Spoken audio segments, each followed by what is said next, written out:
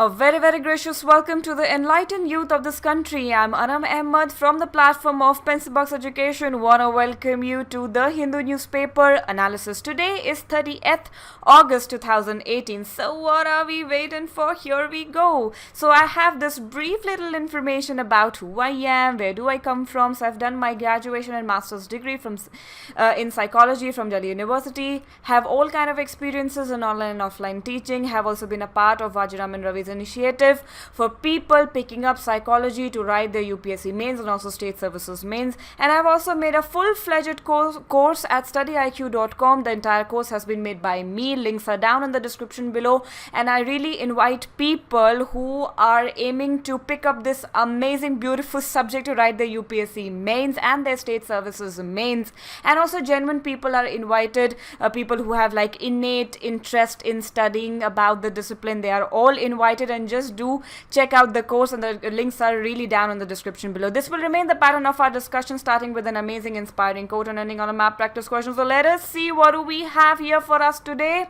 This amazing, inspiring and such a true quote: be the person you want to have in your life. I mean, this is such a beautiful, short and crisp sentence that is so damn true in your real day-to-day life, that you have to be the person that you imagine others to be. I mean, we have a long list of qualities, we have a long list of traits, we have a long list of characteristics that we keep on finding, we keep on hunting, we keep on looking in people's personality, in people's individuality and stuff like that. But we do really need to have a revision done of that checklist that we have in our hands, always ready to judge people around. Are we at least 5% out of the qualities we are looking into people? Are we that courteous? Are we that encouraging? Are we that positive? Are we that positive? Are we that encouraging? Are we that dynamic, charismatic, that attracting personality with which everybody wants to get associated with? Are we that? Are we really that? I mean, those qualities, even if 5% are there inside of us, that we are like kind of hunting and looking into other people, and we are like always complaining that other people are like that, they have done this to us, and they are so, demeaning, and a big black spot on humanity and everything. I mean, what all shit we have that we have in our mindsets, that we have in our lives regarding other people. But do we take a second out of that blame game that we are always indulged in, to also have a look at what you are from inside? I guess we are pretty much the same human being. The same way that the other person is being around us. So this is how you're going to subscribe to our channel and hit that bell icon so that you never miss an update from Pencil Box Education. And I really want to thank you all for all the support and love and care that you have been extending to me, and all those who haven't really subscribed to the channel, please do subscribe that, and do spread a word of awareness to other people as well, so that they are also aware of this platform, and they also know from where they can like get real guidance and questions and background analysis questions and the best analysis of the Hindu that you can get in the market right now. So yeah, I do expect that out of you. Please do join hand in this cause. And this is the FB page that is made for you to like, and links are again down in the description below the video. And also this Telegram group that I have made for your convenience, and I'll be using this as a platform wherever I have to like make some announcements, give some PDF links regarding the lectures that I upload. I'll be giving you the PDF links there. I'll be updating that, and some article that I keep reading and I'll find it beneficial and useful to you. So I'll be using this platform very widely and very I would say, very much at a very greater level. So I really want you to join it, and it is really simple. You have to just download the Telegram app from your Play Store and just follow the link, or you can just type @PB Education, and then you'll find our group, and then you can just simply join. and be a silent audience there. So let us see what couple of editorials we have for us here today. The first editorial talks about the shock arrest. Right now in our country, we have witnessed in like past 4 to 5 days some attacks on some journalist and media person who have been booked on sedition charges, that they have ignited the crowds, they have encouraged the crowds for extremism, for attacking the government, for attacking police stations, and some of the blames like that. And the charges have been tried in Supreme Court, and Supreme Court has actually nullified all those charges which has been imposed on these media person or journalist. And Supreme Court has actually counter questioned the authorities to bring them some real proof, that what is the real proof, on what ground, on what charges you are arresting these people and putting up in the lockers. So we'll be discussing few points out of this article as well. The second article talks about the power play. This is actually talking about the recent insolvency and bankruptcy code amendments, and you have to declare an asset which is a non-performing asset in some duration of time, and how this whole entire process has been a very big problem to the power sector lately. So we will be focusing some problems regarding that.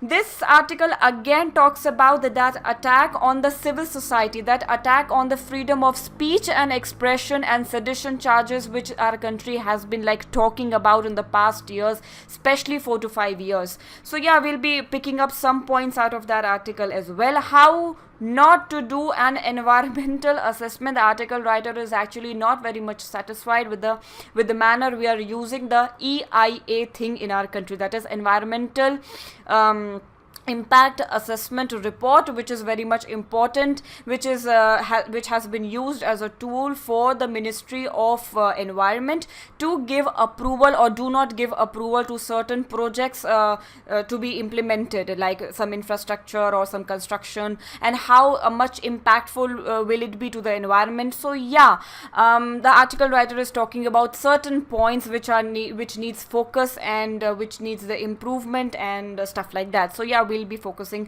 this article as well. Here we have again the rehabilitation work going around in the state Kerala, and Kerala has actually witnessed heavy floods, heavy rainfall, and a lot of people have been they have been kept in some rehabilitation camps, and all the relief work is happening, all the washing away or cleaning away or reconstructional activities are happening with the relief fund which the state has actually got from everyone around, and also people abroad. So we'll be focusing some points out of it. The article writer is actually focusing and telling us about the power of people who are present at the ground root level, and we can form associations, and then from the bottom up approach can be a very greater approach in this scenario. So we will be focusing few points out of this article as well. Challenges at BIMSTEC. BIMSTEC meet is a very awaited meet. It is going to happen in a week's time, and our Prime Minister Mr. Narendra Modi is expected to attend this meet. The article writer is actually trying to compare BIMSTEC with SAARC. So yeah, this holds importance to us, so we'll be focusing upon that article as well.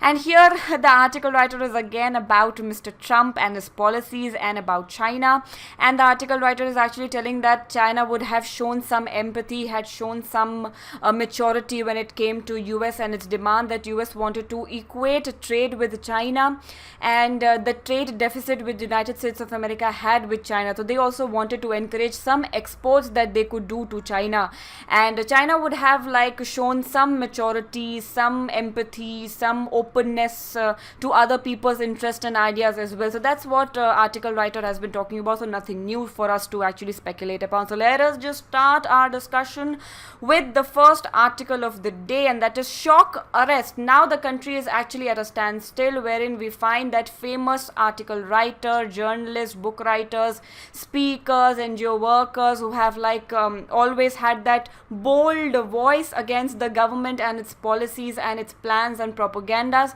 Now they are put behind the bars, and now the Supreme Court is actually questioning the arresting authority, that on what ground you have actually collected these evidences and shown to us, whereas we kind of nullify it. We do not claim them to be as proofs. What is the proof? That they have actually encouraged extremist activities in the countries, whether it is about Maoism or Naxalites, or the recent Bhima-Koregaon violence that we had seen in the state of Maharashtra. Now, this is a part of your background analysis question to tell me when was the Battle of Koregaon fought? What was its significance?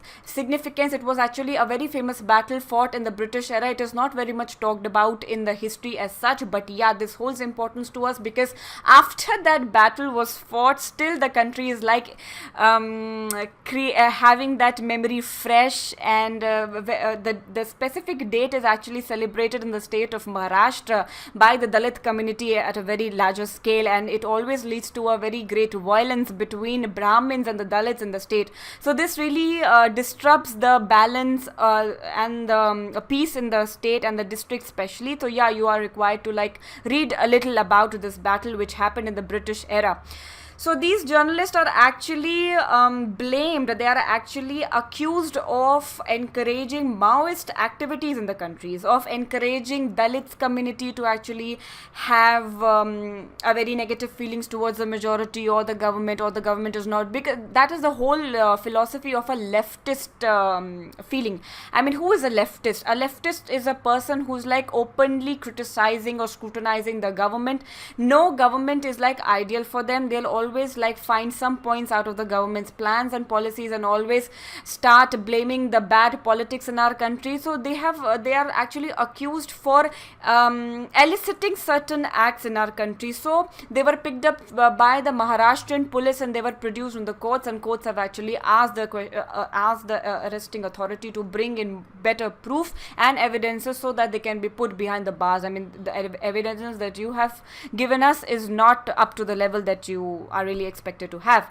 So human rights activities, the article writer is actually saying that human rights activities is an utmost important thing in today's time, and if you talk about the upliftment of people, if you talk about the rehabilitation work, or if you talk about that freedom that a citizen enjoys against the government, I mean, we are free to choose the government, we are free to scrutinize the government, and that's how we can keep the government in some check and balance scenario. So you cannot really regulate that right that we have been given, that we have been granted when we say that we are the citizens of this country, and which is very much away from the extremism. So sedition or waging war against the government or promoting disaffection against the state has been recently scrutinized heavily and put down or shot down by the government very heavily, and they really want to shut these voices. They really don't want these enlightened people to come to the platform, whether it is Kanaya sort of people or people from JNU, because JNU has also recently seen a lot of shutdowns, and they have also come under the police scrutiny and the government scrutiny. So the Prashasan doesn't really want these new fresh voices to come up the platform, climb those stairs, and really start criticizing and start actually polarizing the crowd away from them, because you can really understand that election is round the corner and then politics are at its level right now. So maybe in that background we have certain arrests surfacing in the news headlines these days. So verbal expression of support cannot be equated to extremism. I mean, I am verbally supporting a feeling of a group of people who have been feeling alienated since a lot of time. I mean, since 3 to 4 decades, they have been excluded from the society. They have not been provided rights. They have not been provided education or job security or food security or anything like that. So if I extend a verbal appreciation, a verbal support to these group of people, even if it is like going against the government. So this is no crime. I'm just like verbally supporting them, but not actually supporting them to just pick up your arms and ammunition and start attacking the government. I mean, no educated person would actually educate the masses for that. So that's what the thing has been put up, that you have to provide the real proof in front of the courts, and you have to prove those charges that you have actually given or actually imposed on these journalists so far. So again, the second article is regarding the same, that the recently the challenge to challenge the brute power of the state has been criticized, and then the petition and then the petitions, protest, dharnas, and ultimately the judicial activism has been like it has been the motive of the government to shut down these things to cross-check the universities, what all propagandas or plans or groupism or speeches have been made out of the platforms from the university or from the youth have been, these voices have been like strictly monitored, and they have been like, the government has been trying to dominate these voices and not letting them open up about issues. So civil liberties and human rights groups, they are the essential precondition for human well-being. We cannot overlook these parameters in the society, because this is very much important. You can really imagine it by taking an example of the Arab Spring, which the northern African countries have witnessed, and also majority countries of the West Asia has witnessed so far. Arab Spring is that revolutionary revolt against the majority government from these countries like North African countries, Libya, Nigeria, or Egypt, or Tunisia, and also from Iraq, Syria, Iran, or Saudi Arabia, or Jordan, Lebanon. So all these countries, they had experienced that the citizens were coming on the street and they were protesting against the government, and they really wanted to change the government policies, and they also wanted fair elections in the country so that they can keep on changing the government, and the government can also not get overconfident, and we have fair and fresh and regular elections happening in these countries, so that we have more of job creation, more of economic development, because these countries were actually reeling under bad economy, and corrupt government was all, the rich was getting richer, the poor was getting poor, there was no food, there was no job, there was no money, they were fleeing their country to have a better lifestyle in Europe. So these people came onto streets, they started protesting against the government, they started protesting against the government policies and programs, and to shut their campaigns and stuff like that, the government started firing at the citizens. They started opening fire, or arresting them, or really mishandling them, and that's how lot of terrorists were born out of that activity. So I really expect you to just revise a little bit about Arab Spring, which is like the I would say that first brick which was kept in the problems that we have been observing today in Middle East. So Arab Spring is the turning point in the history of West Asia. So I really expect you to read about it as a part of your background analysis question, and do tell me 5 important points about it in the comment section down below. So we also had witnessed when the emergency was imposed in our country from 1975 and 77 in the Indira Gandhi government period or tenure. So a lot of fundamental rights were shut down. They were, heavy restrictions were imposed on the citizens. So human rights violation were witnessed, all of that. So we do not want certain scenario to actually we do not want the history to repeat itself in the present, and such activities they have to be really regulated and really stopped, and the rights to life and liberty has to be checked so that we can provide it effectively to the citizens, and not let the citizens get tortured or killed by the majority. Arbitrary imprisonment is also something we have to raise voices of concern for it.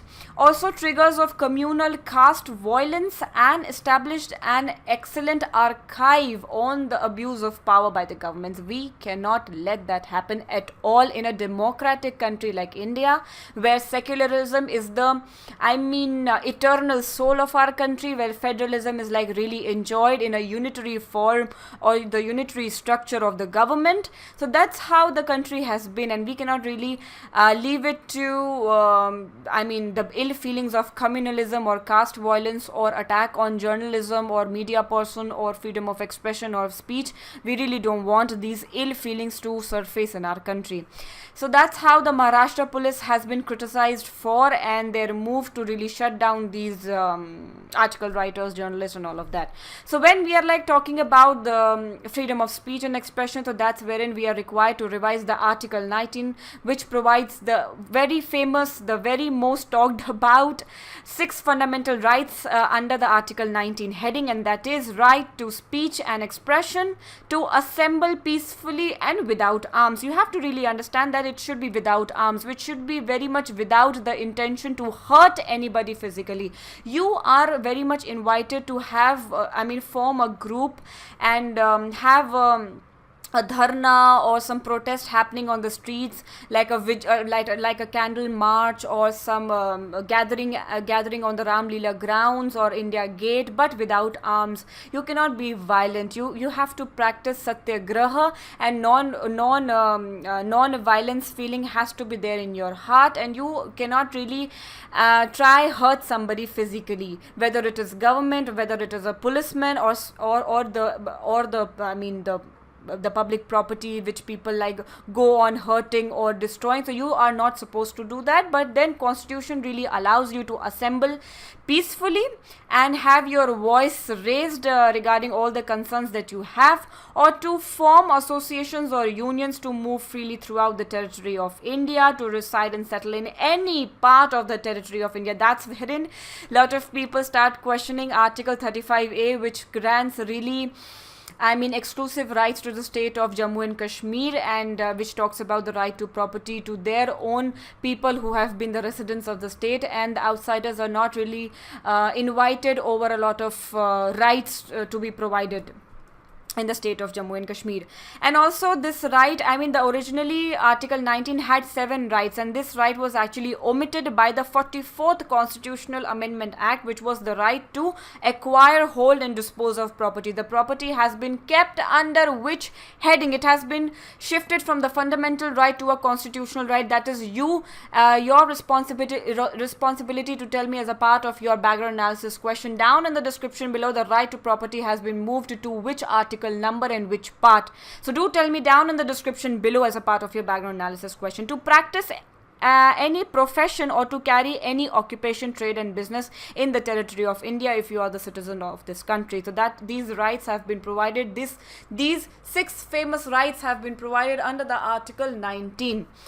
The next article talks about power play. Here we talk about the bankruptcy and insolvency code, wherein an organization or a company has to report to the banks in case they are not performing that well, in case they are not been able to repay the loans they have taken from the banking sectors, and the installments that were actually promised in that duration of time. So even if there is a 1-day delay, so these banks have been been on their toes to keep on hunting and keep on speculating, keep on being vigilant wherever they have been witnessing a case of delayed repayment of loans. So here we have a plight that the power sector is actually telling the High Court, the Allahabad High Court very recently, that they have been telling that due to a lot of factors which are very much external, which are away from their control, so they cannot control these factors, and due to which they are not been able to make profits in time,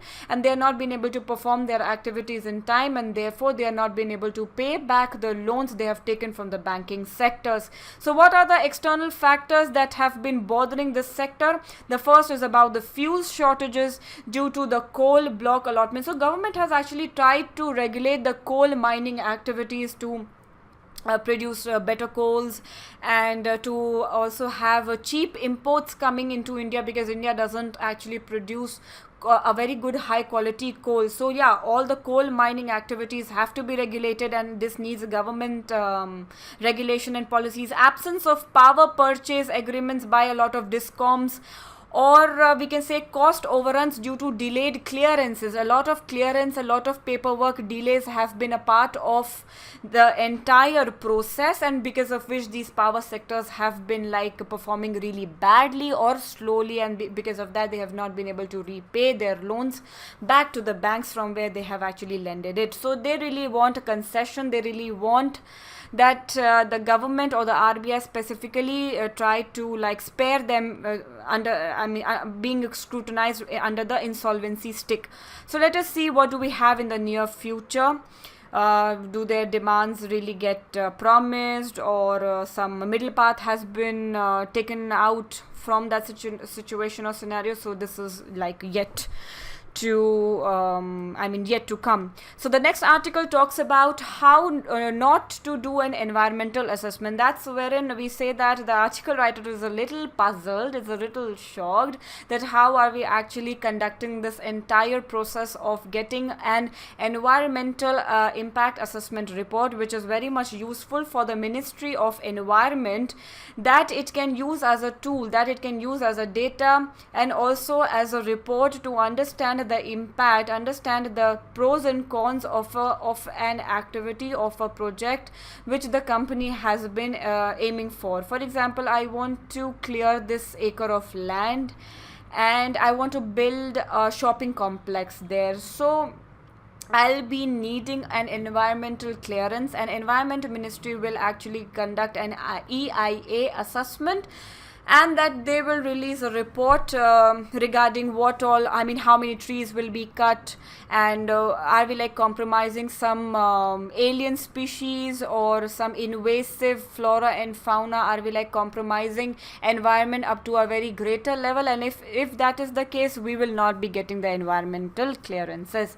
So that's how the article writer is like revising all of the steps that we have actually taken to have that report. So NBCC had recently approached the ministry to construct a World Trade Center, and it has been termed as a commercial complex, and it has really passed that EIA report. But the article writer has a problem here. The article writer says that you have not really accommodated the traffic impact analysis in the area, because the land on which you are aiming to build that World Trade Center, that is somewhere in South Delhi. So it is already very crowded, and the roads are not very much broad.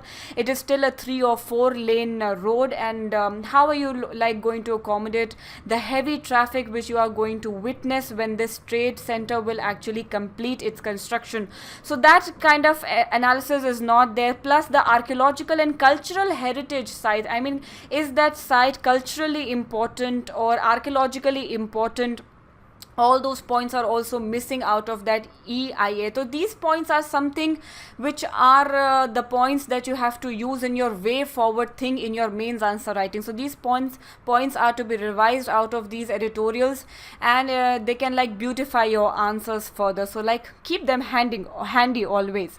So here again we are going to talk about the Kerala disaster, and the Shah Commission inquiry has been timely or time again telling you about the illegal minings that have been happening in Goa and around, the sand mining, the beach sand mining, the illegal mining. So all of that has been happening. The government has been seeing, but then the illegal mining has benefited the rich business or the rich governments very much. So like no regulation has been put, no imposition or no restriction has been put on them so far, which has really led to environmental damages, because this leads to soil erosion, this leads to pollution of river beds, this leads to pollution of groundwater as well. So degradation of human capital in terms of health and employment is also one area that we really need to focus. And also a lot of sacred groves that have been present in Kerala, and that has been a victim of these floods and the heavy rains, so we need to protect them effectively. And also here is the idea that we need a biodiversity management committee wherein we'll have local people participating at a very greater level, so that they can join hands and feel responsible and feel a part of the government and work together on the ground level to know, because they are the only people, they are living there in villages, and they know that what is impacting their environment and what are all the changes which are required to make the environment better.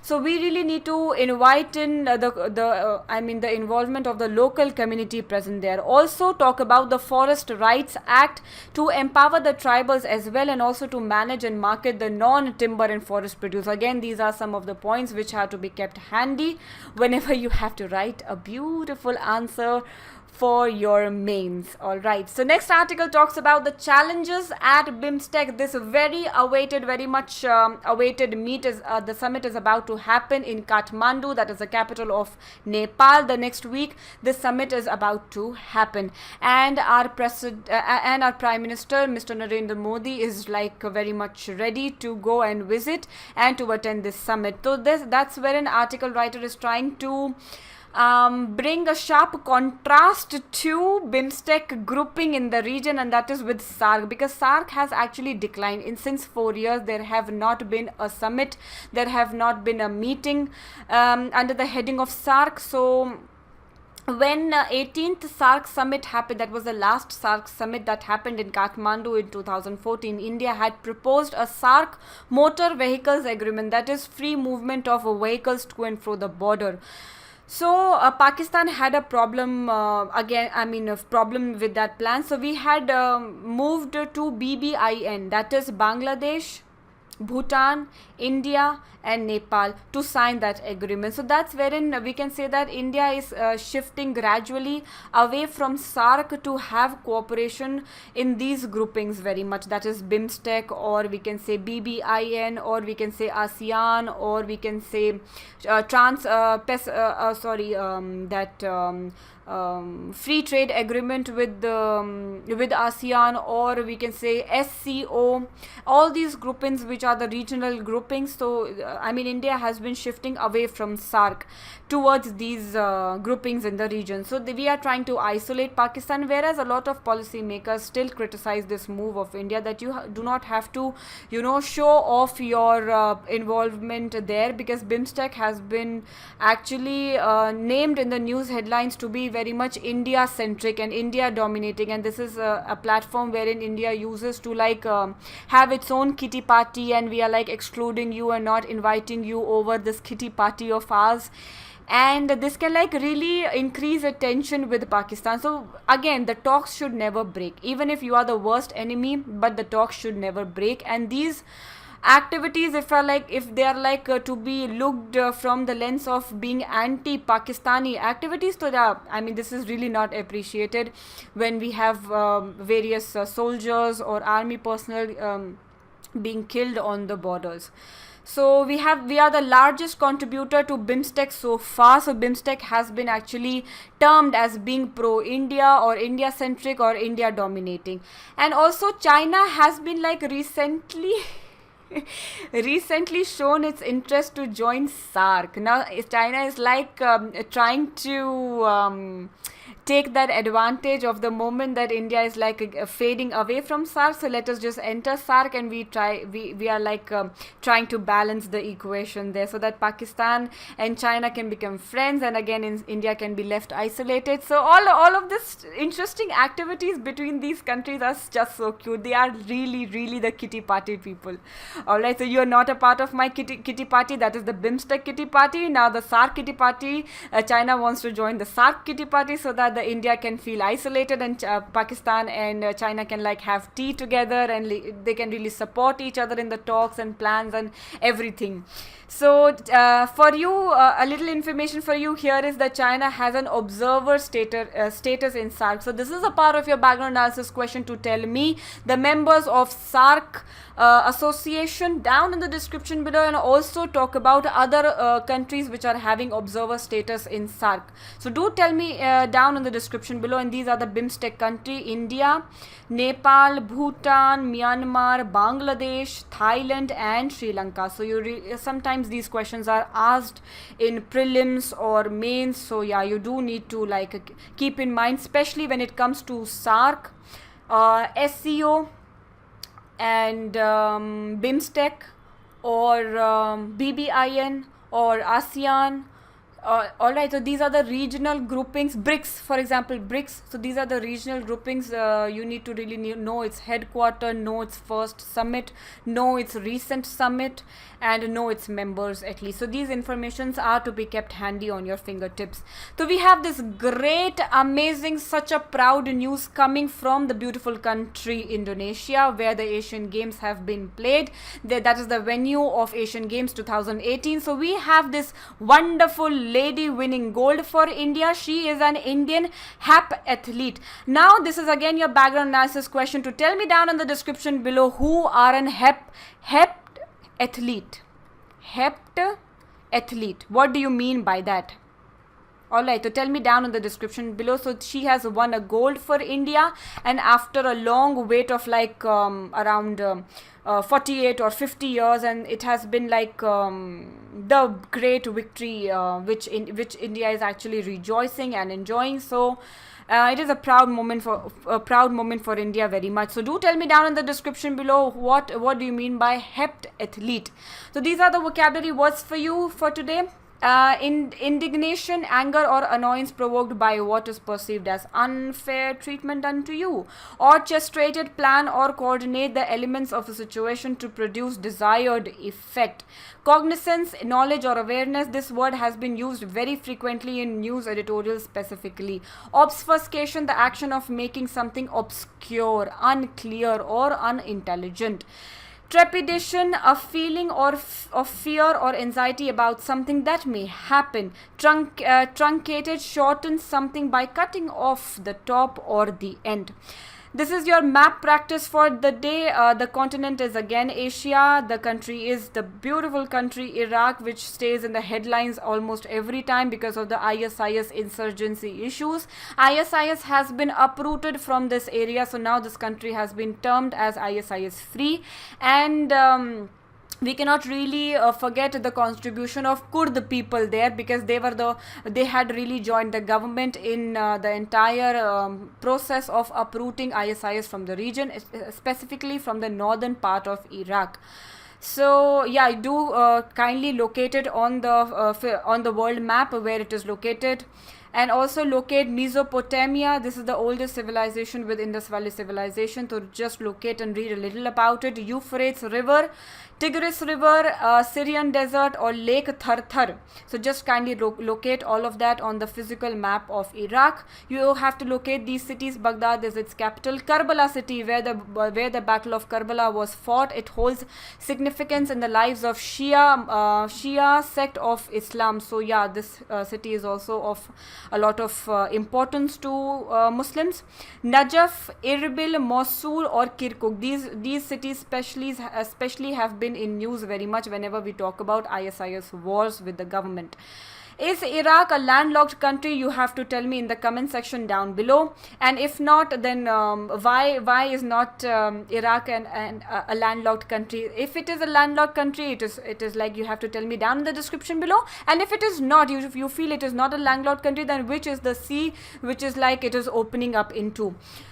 The total number of countries which are touching Iraq border, you need to tell me 5, 6, 7, how many countries are touching Iraq border. So do tell me down in the description below. I do really await your replies as a part of your map practice question. So towards the end, I will say stay tuned to Pencil Box Education for more videos and updates, and also check out the links down on the description below, and do give this video a big thumbs up if you really like the way, like our content, if you really like the way I deliver knowledge to you. And this is the only Guru Dakshana I really seek from you. All the support, all the love you've been already extended to me, but then it is just a startup. I really seek your support, and do subscribe to the channel and hit that bell icon so that you never miss an update from us, and do share a word of awareness to other people as well, so that they can also get benefited out of it. This is my email ID that you can use to connect to me personally. Also the comment section you can use effectively. Thanks a lot for being a patient listener. Do your background analysis question daily. Be happy, stay positive, spread love. That's the most important thing. Signing off from Pencil Box Education. Jai Hind, and thank you for watching.